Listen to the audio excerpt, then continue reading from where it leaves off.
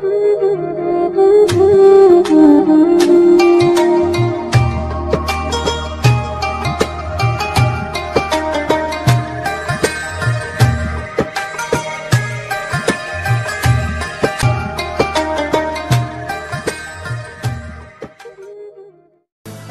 शामिल कयूं पिया ठट्टो खां। Government boys higher secondary school Mirpur साकरे जी रांदि जे मैदान ते 2013 में डेबिल जे नाले सां मनसूब थियल लाइब्रेरी 8 सालनि में भी मुकम्मल न थी सघी।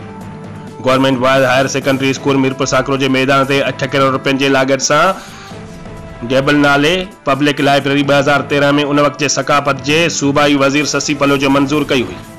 जनवरी 2013 में ससी पलोज जे पीर जो पत्थर रखी लाइब्रेरी जे कम जो इफ्तिताह कयो। लाइब्रेरी जो ठीको ससी पलोज जे सोट खे ॾिनो वियो। लाइब्रेरी जो कम सिर्फ़ बुनियादनि ताईं थियो। उन बुनियाद भी हिन वक्त मुकम्मल तबाह ऐं बर्बाद थी वियो आहे।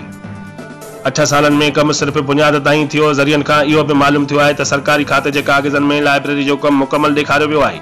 साकरू जे सान्या वंदन हुकूमत खां मुतालबो कयो त असांजा नौजवान नस्ल पंहिंजो क़ीमती वक्त स्नोकर गेम होटल ऐं आवारगी करे गुज़ारनि था। असांजे नौजवान नस्ल जो मुस्तक़बिल तबाह थी रहियो आहे। महिरबानी करे डेबिल लाइब्रेरी जो कम मुकम्मल करे ॾिनो वञे। लाइब्रेरी क़ाइमु थियण सां नौजवान नस्ल जे इल्म में इज़ाफ़ो थींदो ऐं इल्म सां उन्हनि क़ौमनि जी तरक़ी थींदी।